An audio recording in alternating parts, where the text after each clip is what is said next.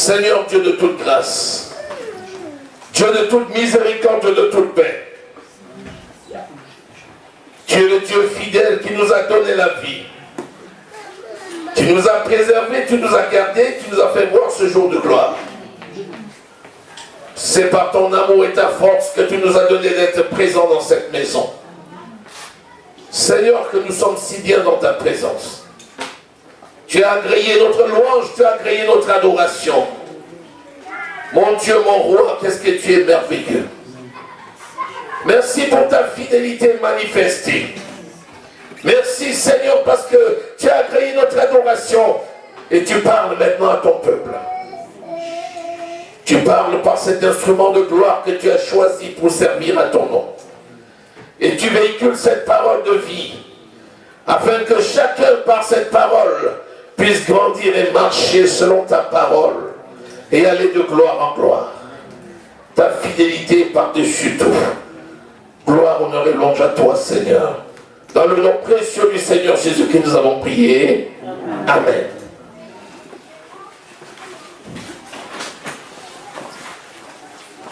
Persévérer dans la parole. C'est le thème de la prédication.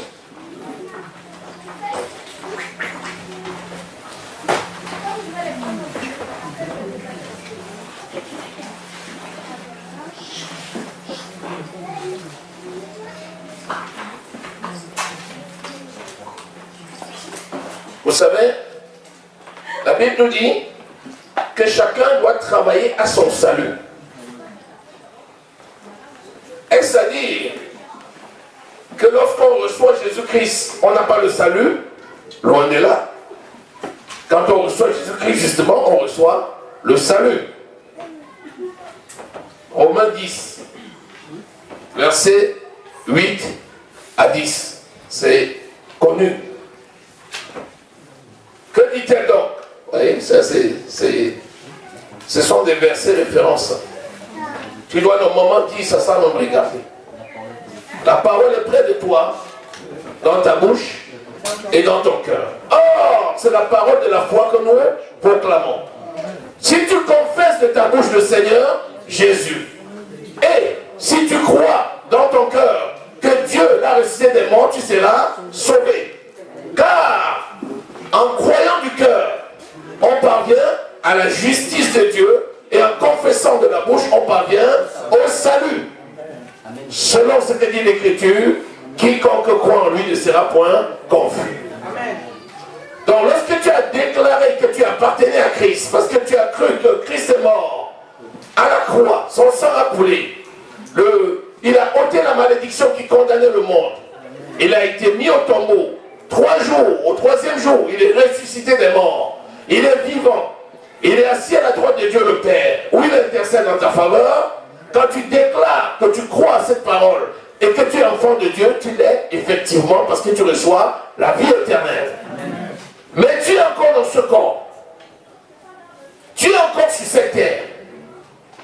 Et tant que tu marches sur cette terre, tu es confronté à l'ennemi. Et l'ennemi, c'est Satan qui travaille lui aussi de façon organisée avec ses démons. Donc, Satan, c'était Lucifer. Et Lucifer, c'était l'ange de la perfection. C'est-à-dire que c'est un ange qui était créé par Dieu lui-même, et cet ange avait reçu la capacité de mettre le son à la perfection. Donc il avait une fonction très importante. Mais il s'est rebellé contre Dieu et a été précipité. Une fois précipité, il s'est réorganisé de la même façon que Dieu s'est réorganisé pour faire opposition à tout ce que Dieu fait. C'est pourquoi quand tu as cru, tu as obtenu le salut, mais tu es encore sur terre. 2 choses. Soit tu crois et immédiatement tu meurs. Et dans ce cas, ton salut tu l'as acquis une fois pour toutes. Et puis hop, tu es sauvé et c'est terminé. Soit tu crois et tu es encore sur cette terre pour accomplir ton ministère de la réconciliation. 2 Corinthiens au chapitre 5, versets 17 à 19. Et dans ce cas, tu restes dans ce corps. Et dans ce corps, tu restes dans ce monde. Et dans ce monde, tu vas combattre contre l'ennemi. Et donc, pendant que tu seras dans cette chair pour combattre, il faudra que tu restes dans un combat selon les règles. Et quand tu combattras donc selon les règles, tu seras en train de travailler à ton salut futur. C'est-à-dire, tu seras en train de préserver ce que tu as reçu jusqu'à la fin.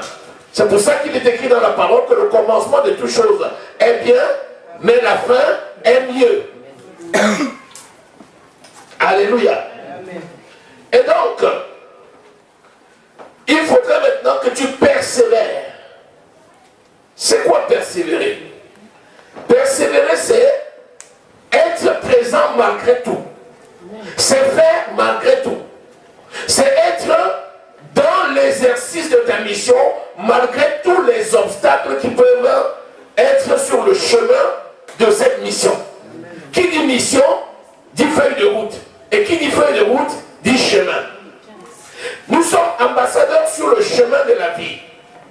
Et sur ce chemin de la vie, nous sommes chargés de donner la vie à ceux qui n'ont pas. Et l'ennemi est aussi tout au long de ce chemin. Sa seule mission, c'est de freiner autant qu'il peut, sinon d'empêcher carrément chacun d'accomplir la mission, mieux encore, que chacun puisse perdre le salut. Vous commenciez bien, qu'est-ce qui vous a arrêté? C'est une question que la parole pose. Tu avais bien commencé, pourquoi tu t'es arrêté? Tu courais bien, pourquoi tu t'es arrêté?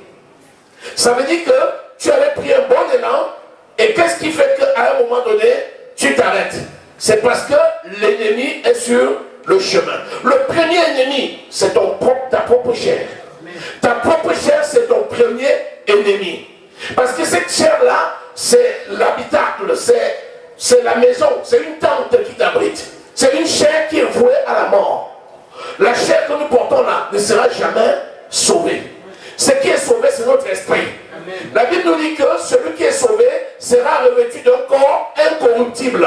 C'est-à-dire que le Seigneur revêtira ton esprit d'un corps qui n'a jamais péché. Parce que dans ce corps-ci, tu ne peux pas accéder physiquement au paradis. Parce que ce corps a été condamné. Ce corps a été déjà condamné depuis le départ. C'est le corps de péché. Or, le corps de péché ne peut pas hériter du royaume. C'est pourquoi Dieu te prépare quelque chose de merveilleux. La Bible déclare dans 1 Thessaloniciens chapitre 4 à partir du verset 13, nous ne voulons pas, frères, que vous soyez ignorants au sujet de ceux qui dorment. Parce qu'il y en a qui dorment, parce qu'ils ont reçu Christ et ils sont morts. Ceux qui ont reçu Christ et qui sont morts, ils attendent la résurrection. Et ils ressusciteront, s'ils étaient boiteux, ils ressusciteront entiers, dans un corps incorruptible. Mais pour ceux qui seront encore là, quand Jésus va venir, en un clin d'œil, ils seront transformés. Ils seront transformés, ils seront dans le corps de gloire, qui est le même corps dans lequel Jésus est monté pour aller s'asseoir à la droite de Dieu le Père. Amen. À partir de là, dans ce corps qui est cette tente qui nous abrite aujourd'hui, il a des récepteurs qui sont ceux de la terre, qui sont en rapport avec la terre. Parce que l'homme a été fait poussière et il reviendra à la terre. Donc le récepteur de ce corps, ce sont des envies qui t'attirent dans le monde. C'est naturel que ton corps physique soit attiré par le monde. Parce qu'il est fait de la terre. Il est fait de la matière. Ce corps ne méritera jamais le royaume. C'est pour ça qu'il te pousse au péché. C'est pour ça qu'il te pousse au péché. C'est pour ça que sur ce corps, il y a les récepteurs. Les organes de sens, l'œil, le toucher, l'ouïe, la vue, le goût. Tout ça, c'est ça qui t'attire vers ce qui ne glorifie pas Dieu. Mais au milieu de cette tente-là, Dieu a mis l'esprit. L'esprit de l'homme est né de nouveau, donc revêtu de la puissance de Dieu. C'est pourquoi à partir de ton esprit, tu assujettis ton corps, tu domines ton corps, tu domines sur ses velléités. Amen. Et pendant que tu t'exerces à dominer ton corps pour l'assujettir et le mettre au service de la parole, tu persévères. Amen. Alléluia. Amen. Maintenant, on va voir quelques petites pistes comment persévérer. Parce que c'est tellement important de persévérer. Dieu a donné des aides à la persévération. C'est-à-dire, il a donné le moyen de résister à la tentation et le moyen de basculer. Parce que dans cette chair, c'est naturel d'avoir une tendance au basculement. Mais avec l'Esprit de Dieu, nous reprenons la force. C'est pour ça que la Bible définit le Saint-Esprit comme étant la puissance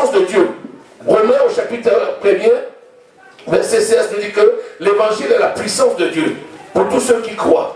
Et quand vous lisez également 1 Jean, au chapitre 14, verset 26, même 15, verset 26, Jésus-Christ dit lui-même, je prendrai la puissance de Dieu et je vous enverrai le Saint-Esprit. Donc la puissance de Dieu, c'est le Saint-Esprit qui, au milieu de toutes ces situations de vulnérabilité, va venir s'installer pour nous conduire à combattre le bon combat jusqu'au moment où nous allons entrer dans la gloire de notre Père. Alléluia. Amen. Béni soit le Seigneur. Amen. Si tu as compris quelque chose, acclame le Seigneur.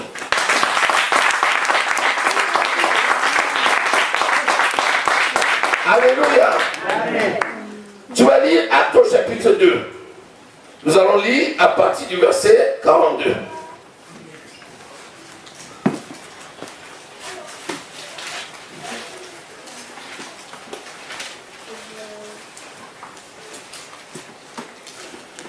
Ceux qui acceptèrent la parole furent baptisés. Ceux qui acceptèrent la parole furent baptisés. Et en ce jour-là, le nombre des disciples s'augmenta d'environ 3000 âmes. Ils persévéraient. Ils persévéraient. Ça veut dire que, malgré les obstacles, ils étaient là.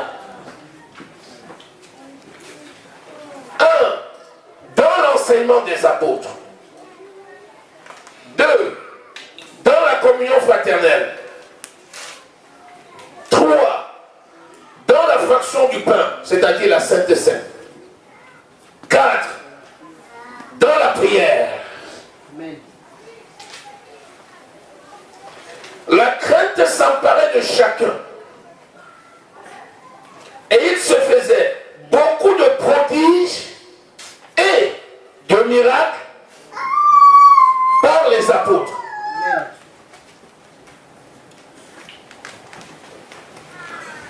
Tous ceux qui croyaient étaient dans le même lieu.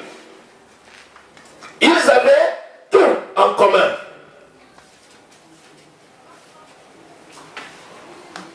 Ils étaient chaque jour tous assidus au temple.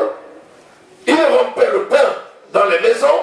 Ils prenaient la nourriture avec joie et simplicité de cœur, louant Dieu et trouvant grâce auprès de tout le peuple. Et le Seigneur ajoutait chaque jour à l'église ceux qui étaient sauvés. Amen.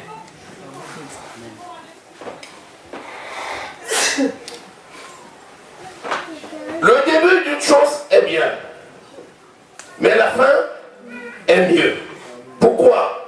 Parce que entre le début et la fin, il y a un chemin. Amen. Et sur ce chemin-là, il y a des obstacles. La fin est mieux parce que c'est celui qui aura vaincu les obstacles qui arrivera à la fin. Amen. Et donc la seule façon de vaincre les obstacles pour arriver à la fin, c'est de persévérer malgré tout. C'est-à-dire, 1. L'enseignement des apôtres. Nous savons que c'est l'enseignement de la parole qui va te donner la foi. Romains 10, 17. Les choses, la foi vient de ce que l'on entend, et ce que l'on entend vient de la parole de Christ. Donc, la première stratégie du diable, c'est d'empêcher la personne qui a cru d'être au contact de la parole, d'être enseigné. Parce que le diable sait que celui qui grandit dans la connaissance de la parole, c'est celui qui l'a vaincu, et le diable va fuir. La Bible dit, résistez au diable et il fuira loin de vous.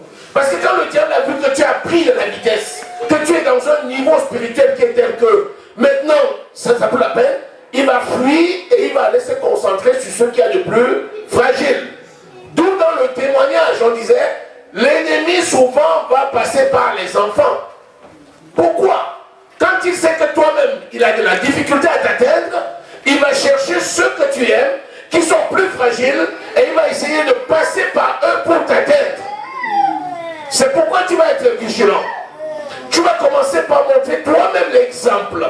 Parce que si la parole pour toi, c'est une arme redoutable pour que ta foi grandisse et pour que tu sois victorieux. Il faut que tu exerces cette parole, non seulement parce que c'est nécessaire pour toi, ta progression, mais aussi parce que tu es un modèle, un enseignement pour tes enfants, pour ceux qui sont autour de toi. Ils vont faire comme tu fais. Et c'est comme ça qu'eux aussi vont prendre l'essor dans la connaissance de Dieu pour aller de gloire en gloire et donc dans la victoire. Alléluia. Quand on te dit, il y a enseignement, fais tout pour participer. Parce qu'on peut avoir un enseignement d'1 heure. Et le Saint-Esprit peut préparer pour toi un mot, une seule chose pour ce soir-là. C'est l'ingrédient dont tu avais besoin pour que ta machine soit relancée. Et c'est au cours de l'enseignement que tu vas l'avoir. C'est inutile de te rappeler que si quelqu'un n'est pas enseigné, il ne sera jamais un maître. Puisque par définition, le maître, c'est celui qui a été enseigné et qui est capable maintenant d'enseigner. Donc, si tu veux réussir, tu dois persévérer dans l'enseignement des apôtres. Dans la communion fraternelle, la communion fraternelle, c'est la communion des frères. C'est la relation qu'on a les uns avec les autres. C'est la joie que nous avons de partager le moment que nous avons ensemble. C'est les nouvelles que nous prenons les uns des autres. S'il y a une personne qui a une difficulté, nous sommes tous autour. La personne ne va pas ressentir le poids de sa difficulté parce qu'il appartient à une famille. Nous sommes les membres d'un corps. Lorsque quelqu'un t'appelle une fois, une deuxième fois pour prendre tes nouvelles, une troisième fois, ça commence à t'agacer. Tu dis, il me flique ou quoi? Il cherche à savoir ce que je fais ou quoi? Et c'est ça qui casse l'ambiance et les relations. Et c'est ça, la communion fraternelle ne se limite pas à 2 heures venues passer à l'église. Si c'était que ça, on resterait tous des bébés spirituels toute notre vie. S'il n'y avait pas cette ambiance permanente d'une relation continue, suivie entre les bien-aimés, en dehors des murs de l'église n'aurait plus son sens. Parce que par définition, l'église, ce ne sont pas les murs. Les murs, c'est les locaux qui nous abritent. On l'appelle aussi le temple de façon visuelle. Mais le temple du Saint-Esprit, c'est ton corps. Le temple de Dieu, la maison spirituelle, c'est l'ensemble des personnes que nous formons. Même si nous sommes dans la cour, en dehors d'un bâtiment, nous formons l'église. À partir de là, nous devons demeurer ensemble, vivre la communion fraternelle ensemble. Il y a des petits symboles qui ne trompent pas. Les gens peuvent voir ça et même se demander à quoi ça sert. Une communion fraternelle veut dire quoi? Veut dire que nous communiquons entre nous ce que nous avons en toute fraternité. Par l'esprit qui est le lien de la perfection, par l'amour qui est le lien de la perfection, nous communions. Nous sommes en communion. Nous communiquons ensemble. Ça veut dire que si nous sommes nombreux à communier ensemble, nous sommes aussi nombreux à trouver des solutions et il ne manquera de rien. Parce que nous sommes encore solides, nous sommes encore forts. Alléluia. Amen. La Bible nous dit également qu'il persévérait dans la fraction du pain, c'est-à-dire la Sainte Seine. Quelle est la relation qui lie la communion fraternelle et la fraction du pain? C'est parce qu'il y a un seul pain et il y a un seul corps. Le corps de Christ qui est représenté par le seul pain. Donc, si le corps est divisé, pour venir manger le seul pain, il y a problème. Si c'est une église divisée qui vient prendre la Sainte Seine, il y a problème. Puisque le corps de Christ, c'est l'ensemble des brebis qui constituent l'église. Donc, il faudrait qu'ils soient unis, qu'ils soient un seul corps, afin de prendre Sainte Seine. Et ainsi, ils démontreront qu'ils sont un seul corps. La Sainte Seine, c'est une démonstration de l'unité et de l'amour de Dieu dans l'Église. C'est pour ça que quelqu'un qui vit en communion fraternelle, c'est quelqu'un qui doit aussi accepter de prendre la Sainte Seine. C'est tellement important ça, ce que je dis. Le Dieu que nous servons est unique. Père, Fils et Saint-Esprit. Est un. De même, les enfants de Dieu sont tous un seul corps. Quel que soit le nombre de membres qui constituent ce corps. Par conséquent, ils ont le devoir de rester un corps. Parce que si quelqu'un est retranché du corps, il meurt. Il y a ce qu'on appelle en chirurgie l'amputation. Quelqu'un qui est amputé, c'est quelqu'un qui a perdu une partie de son corps. Il a été amputé d'un segment du membre, il a été amputé du bras, parce qu'il y a eu une situation, il a été amputé. Ce qui est amputé en général meurt. Vous n'avez jamais vu un bras amputé qui vit? Il meurt. La seule chose qu'on fait, c'est quoi? On fait une greffe. Et on essaie de faire une greffe rapide, en préservant les éléments qui sont contenus dans le membre. Est-ce que quelqu'un saisit ce que je dis? Le membre du corps, c'est toi, c'est moi. Si un seul membre est amputé du corps, il ne peut pas vivre. Est-ce que le sarment peut vivre s'il est séparé du cep? Est-ce qu'une branche peut produire le raisin s'il a été retranché du tronc? Non. Ainsi, si un membre du corps est retranché du corps, c'est la mort assurée. Mais il existe des possibilités de greffe. Le peuple d'Israël, qui est le peuple reconnu de Dieu au début, ce peuple avait rejeté Dieu. Du moins une partie, puisque tout ce que nous voyons là, c'était bien des Juifs. Pierre, Jean, Paul, Jacques, c'était des Juifs. Ils avaient bien cru. Il y a bien des Juifs qui ont cru. Mais il y en a d'autres qui les ont condamnés. Mais la grâce de Dieu s'est manifestée. Romains au chapitre 11.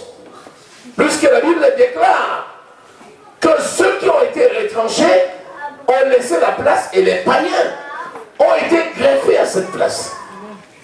Et ainsi, de la même façon que par la grâce de Dieu, nous sommes devenus enfants de Dieu, de la même façon, s'il y a un membre de l'Église qui, pour une raison quelconque, se trouve éloigné du groupe, ce membre, par l'amour, peut parfaitement être recollé, regreffé au groupe. C'est pourquoi, lorsque nous voulons réussir, nous préservons l'unité du groupe. Alléluia. Il persévère dans la prière.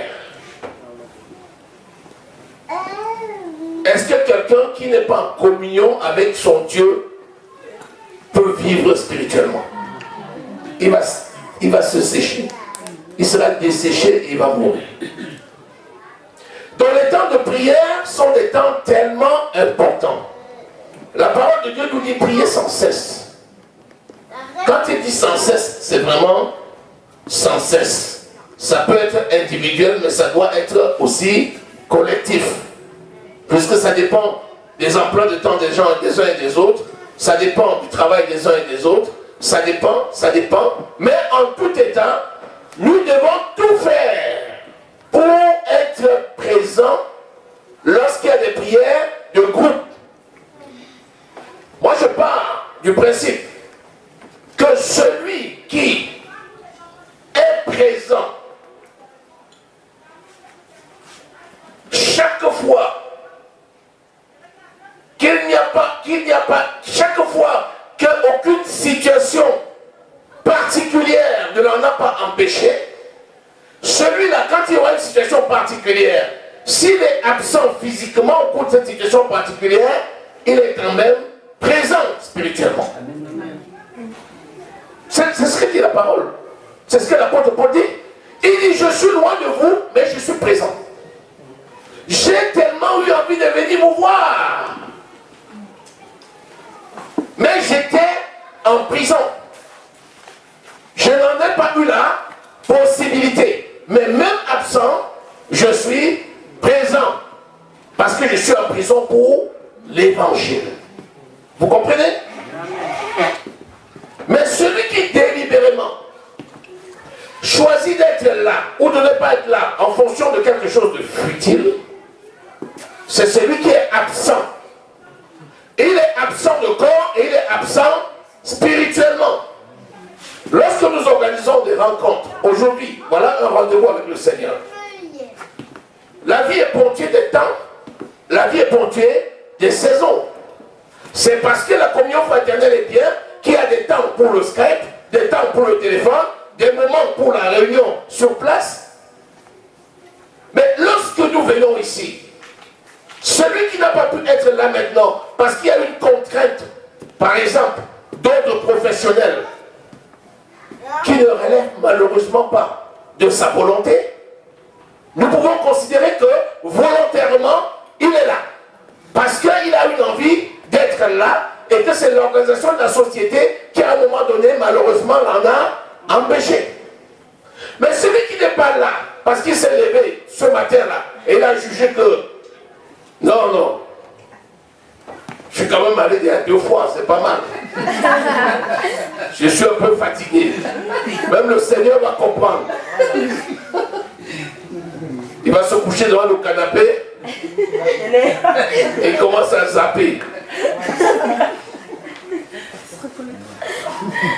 Quand il sera 13h, il va se souvenir que l'église est terminée, que les frères sont déjà rentrés. C'est en ce temps-là que le remords va le prendre. Il va dire, oh, en fait, si j'étais parti, n'est-ce pas, je serais déjà revenu. Mais oui, c'est vrai. Le même esprit agit dans le cœur des enfants de Dieu. Et le même esprit aime que les enfants de Dieu soient ensemble. Lorsque tu n'es pas dans la volonté de Dieu, l'esprit te fait savoir. Et il te dit, tu ne devrais pas être ici, tu devrais être là-bas, avec tes frères. Et ce qu'il attend de toi, c'est que tu réagisses et que tu dises, Saint-Esprit, tu as raison. La prochaine fois, je serai avec mes frères. Pour Dieu, ça suffit. Pour Dieu, ça suffit. Il sait que tu es conscient de ce qui s'est passé. Il sait que tu es aussi déterminé par la puissance de son esprit. Il va t'amener à valider ta décision. Parce qu'elle est bonne. Alléluia. Amen. Mais bien aimé, la crainte s'emparer de chacun et conjonction de coordination. La crainte, c'est quoi? C'est pas la peur. La crainte de l'Éternel, c'est le respect, c'est l'amour de Dieu, c'est rester dans une position d'humilité par rapport à Dieu. La Bible dit, la crainte s'apparaît de et. Vous voyez, la conséquence, la conjonction de coordination, une relation de cause à effet. Parce qu'ils étaient dans la crainte de l'Éternel et qu'ils demeuraient ensemble, alors des prodiges et des miracles se faisaient au milieu d'eux. Si nous voulons voir la main glorieuse de Dieu sur chacun d'entre nous, soyons attachés à la parole. Soyons présents dans les programmes. C'est tellement important. Vous savez, est-ce que je peux donner à un enfant ce qui ne vient pas de mon sein? Une mère qui allait, c'est une mère qui a la montée laiteuse. Et nous savons très bien que le lait coule d'autant plus que la tétée est vigoureuse. Plus l'enfant tète, plus la montée laiteuse se fait. Si l'enfant cesse de téter, il y a ce qu'on appelle l'engorgement mammaire. Et dès lors que le sein est engorgé et pas vidé, ça va renseigner immédiatement le cerveau en passant par une hormone. Et cette hormone va bloquer la prolactine. Et le lait ne va plus monter. prolactine, prolait. Spirituellement, c'est exactement pareil. Si tu as reçu et que tu n'as pas fait usage de ce que tu as reçu, c'est le trop-plein. Tant que tu ne vas pas te mettre à l'œuvre, tu ne seras plus productif. Tu ne recevras plus. Tu ne recevras plus. Parce que pour que tu puisses vider un bol, pour que tu puisses remplir un bol, il faut le vider. Sinon, tout ce que tu vas verser, ça va être par terre. Alors, celui qui verse, il cessera de verser. Le Saint-Esprit, à un moment, va dire, c'est pas la peine. C'est pas la peine de remplir quelqu'un qui n'utilise pas. C'est pourquoi, si tu veux voir les miracles s'accomplir dans ta vie, abandonne-toi à Christ. Amen. Mais bien aimé, je vous dis, hein, vraiment, abandonne-toi. Quand je dis abandonne, vous savez, j'ai parcouru la parole. Et je peux vous dire que j'ai lu et relu. Et je peux vous dire que je continue à lire et relire.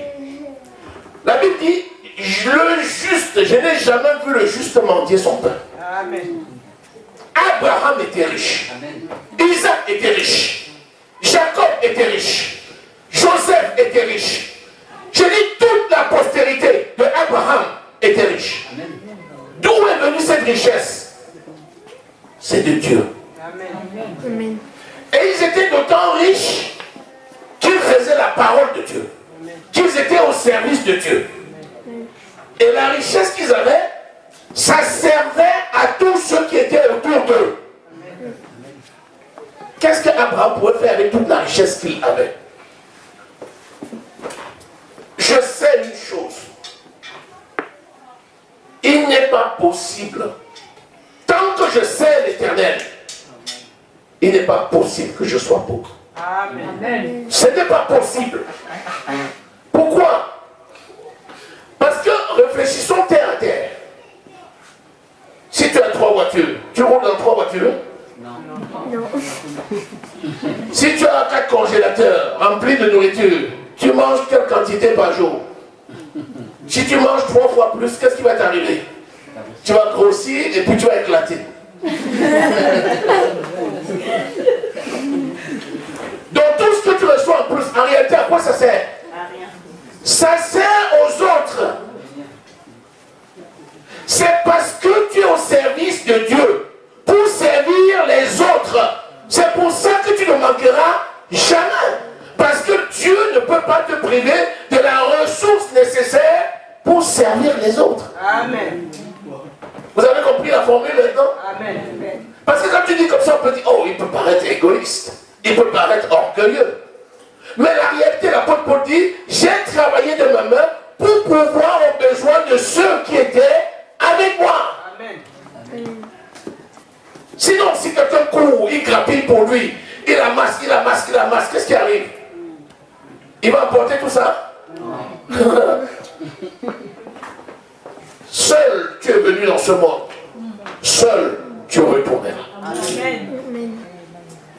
Donc, ne courons pas après des choses qui feront notre honte. Mais consacrons-nous à la parole de Dieu. Et c'est la parole de Dieu qui marche, qui ira chercher ce dont nous avons besoin. Et c'est la parole elle-même qui va l'apporter. Alléluia. Amen. Vous savez, nous tous, nous cherchons des miracles. Nous tous, même moi. Je suis à l'affût des miracles. Je cherche des miracles. Et c'est normal. Puisque c'est le miracle de Dieu. Ce n'est pas le spectacle. C'est la démonstration de la puissance de Dieu. C'est l'amour de Dieu qui est manifesté. Toi, tu cherches le miracle. Moi, d'ailleurs, nous sommes déjà des miracles. Je suis présent ici aujourd'hui, c'est un miracle. N'est-ce pas? Il y en a qui n'ont même pas pu s'élever ce matin. Amen. Il y en a qui sont levés, mais au moment où je parle là, ils sont morts ou ils sont en train de mourir dans le monde. Donc moi, ma vie seule, c'est déjà un miracle. Mais la Bible dit qu'il y a des miracles extraordinaires. Nous cherchons ça pour la gloire de qui? De Dieu. Alléluia. Amen. Oh, je n'ai pas envie d'aller plus loin. Non, je ne vais pas plus loin. Ils étaient tous les jours assidus au temple. Assidus au temple. Assidus. Je me rappelle, quand j'ai cru, j'ai déjà dit ça au moins 36 000 fois. Mais je dis encore une fois de plus. Quand j'ai cru J'ai cru en même temps que maman Véronique. Pendant 2 ans, j'ai dit 2 ans, nous sommes partis au temple tous les jours pendant 2 ans. Quand je dis tous les jours, c'est tous les jours. Lundi, mardi, mercredi, jeudi, vendredi, samedi, dimanche, lundi, mardi, mercredi. 2 ans durant.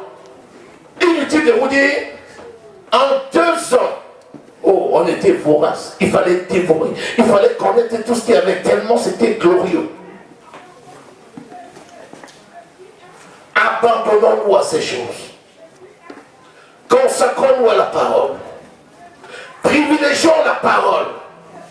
Organisons, si c'était possible, notre emploi de temps en tenant compte de la parole. J'ai dit si c'était possible parce que parfois, il y a des choses qui ne relèvent pas de notre seule volonté. C'est subi. Si c'est subi, c'est subi. Je sais que le Seigneur est là pour inscrire ses paroles dans les tables des cœurs. Et j'ai béni le Seigneur qui agit puissamment. Alléluia. Acclamons très fort le Seigneur.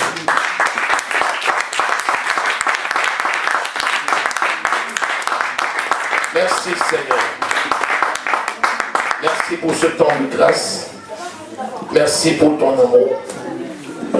Merci Seigneur parce que tu resserres les rangs. Merci parce que Seigneur tu touches les cœurs. Merci pour un engagement personnel de chaque membre.